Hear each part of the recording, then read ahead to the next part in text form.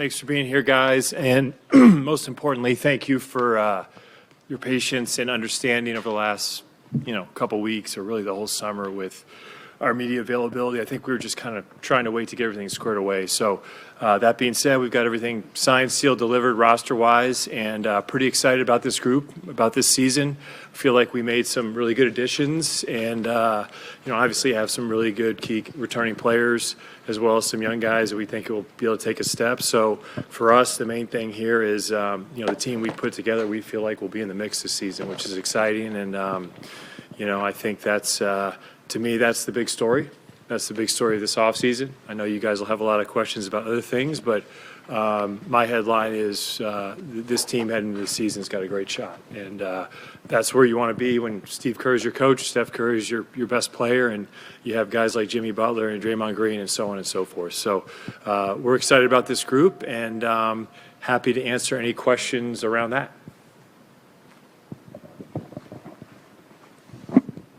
Yeah, we can just, I guess, kind of get right into like the structure of the Kuminga contract. Seems, pretty clearly at least to be used potentially as a trade piece. I'm just curious how you view the dynamics of him coming in and just, obviously some relatively contentious negotiations and how that kind of could bleed into the season. Well, as far as the negotiations go, I think it was fair, reasonable, no issues on my end. I think just sometimes these things take time. So, but by my account, I'm all good with it. I feel good about the deal we've done and really the deal for JK. I think it's good for both sides. And as far as the team goes and what that contract structure means, really it comes down to the way I feel about the team is we're in great shape, much better shape, I'd say, than we were certainly this time last year and even as much as this time like when we were in the playoffs and lost 4-1 to Minnesota. So what that means for the contract structure is we feel like we have a player that can be really good, and I don't feel like there's a need to make a move. Now, we'll see how the season unfolds.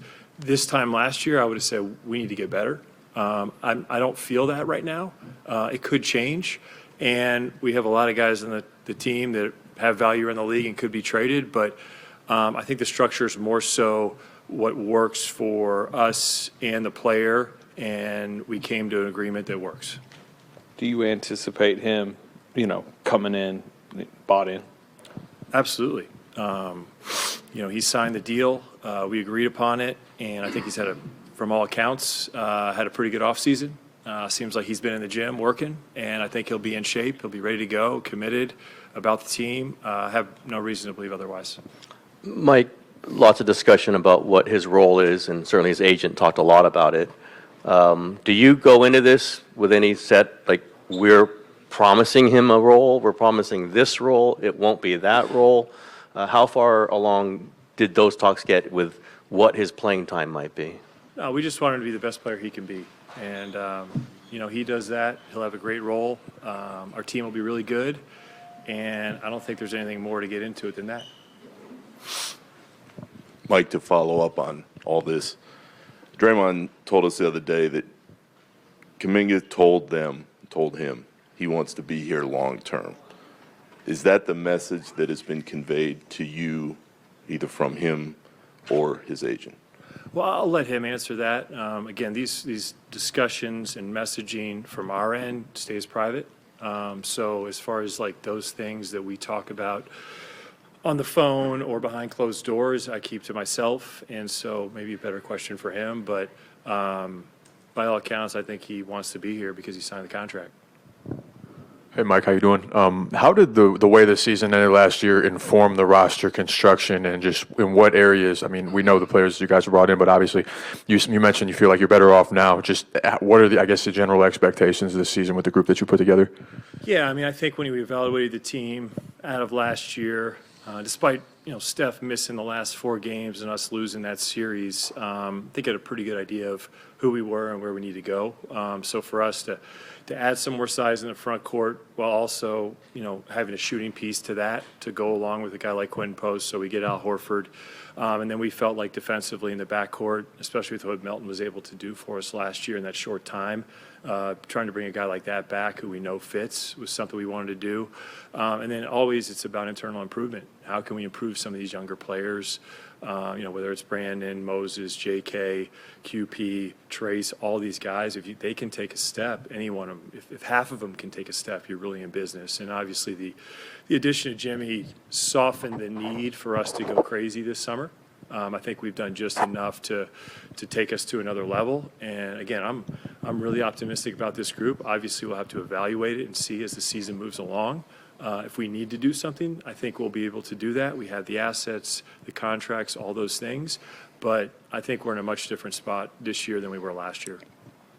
Mike, you guys had to officially finalize your business this week. What was the process like with players other than JK and hanging out in limbo? Was there stress to that? Was it set and forget and we made a bigger thing out of it in the media than it was? Like, what was that process like? Yeah, I mean, free agency went a little long. You don't get any points for getting something done July 3rd versus September 30th. But that being said, there's some players that we keyed in on and we recruited and we had to stay on top of before they could sign their contracts. I know with a guy like Al, at his age, retirement was a thing. DeAnthony with his injury, that complicated some things and had to see where he was at. So, we hung in there and it usually free agency lasts a week, 10 days at most, and for us it was 3 months, but it's all good.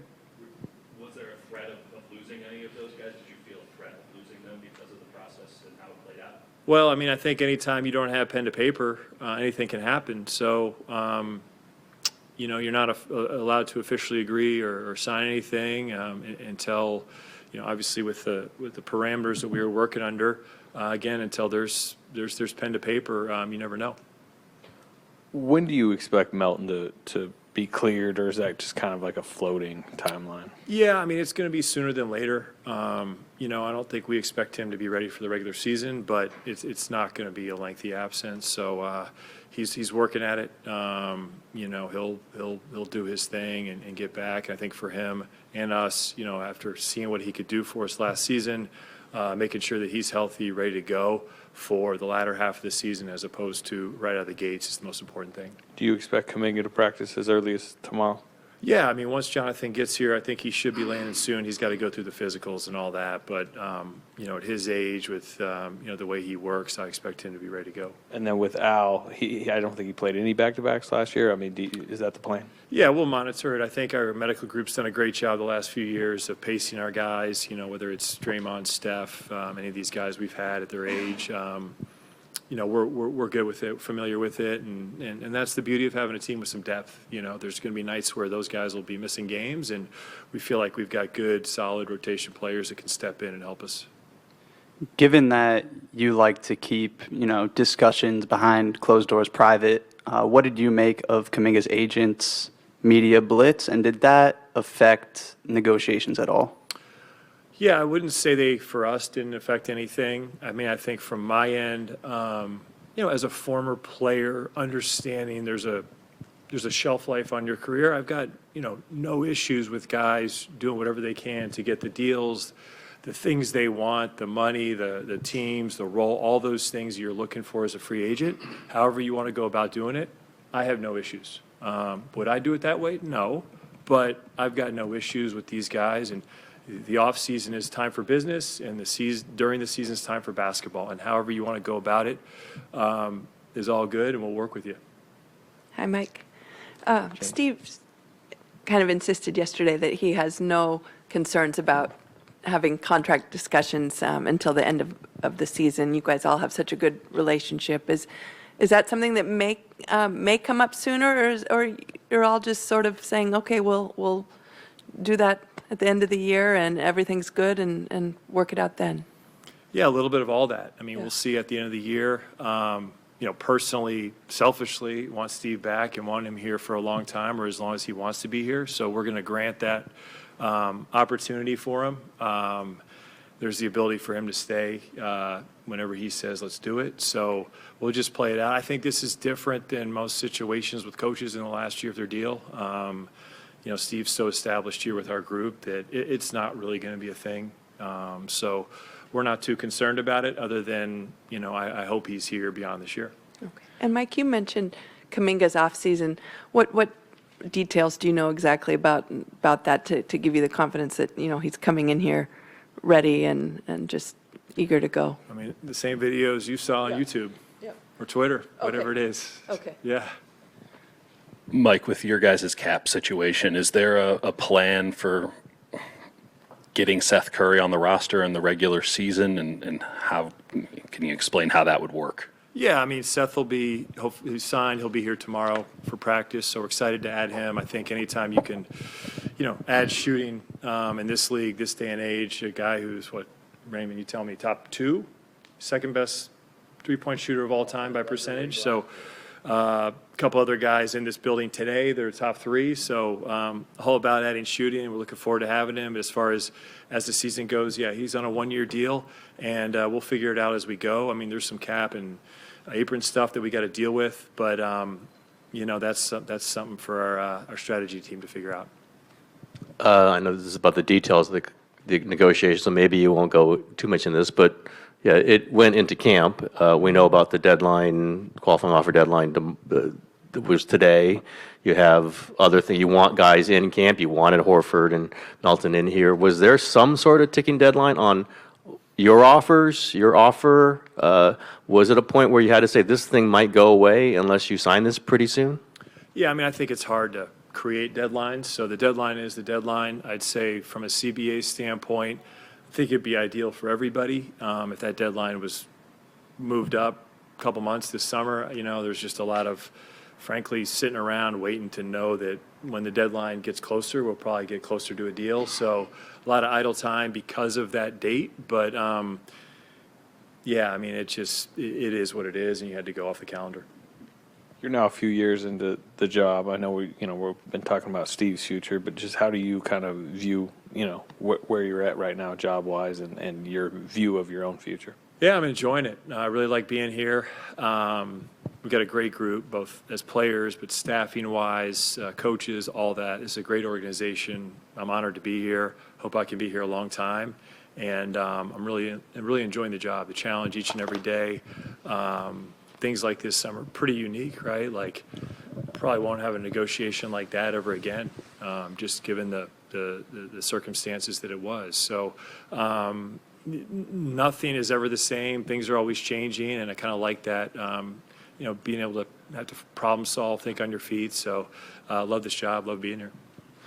Mike, even after D'Anthony's injury and the trade to the Nets last year to bring in Dennis, was there always a hope to keep him here in the Bay Area, and what were those conversations like with him even after the trade to Brooklyn? Well, I mean, not much conversation after he's traded because that's not allowed. But I mean, I think as far as just kind of small sample size, what we saw, we really believed in, him as a player in our group. And it was unfortunately he got injured. So I'd say we kind of put a pin in it, took note, and said if we have an opportunity to bring him back at some point, let's try and do that. And fortunately enough, we were able to do it. Made a long summer of it, but got him signed and ready to go. And he'll finish up his rehab stuff and be with us soon. How would you categorize Joe Lacob's interest in the conversations or contracts that could have been coming this offseason? What was his curiosity level for updates?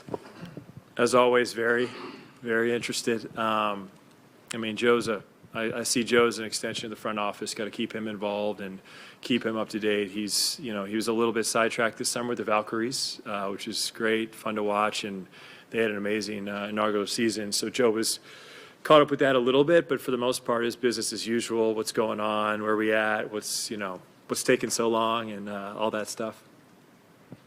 Mike, with your 3 top players all over the age of 35, how did that kind of inform the kind of players you pursued this offseason and just kind of your plan for the team?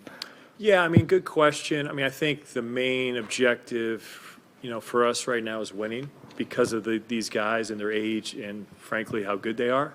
So don't want to get too caught up in we got to get way younger or we shouldn't be too old. The main thing was let's bring in good, talented players. And, I think we've done that at different age groupings because this timeline's year to year. We're going to try and win this thing this year, and I think the guys we've added to the roster reflect that. So I think that's kind of how we're thinking of it, but also, obviously always mindful of our future and don't want to, mortgage too much. It's got to make sense, those types of things. Mike, how instrumental was John Phelps' role in you guys compiling the roster that you ended up with? Man, I don't know what I'd do without John. I'm fortunate to work with a great group. He's one of the guys in that group. I've got a great team, support staff.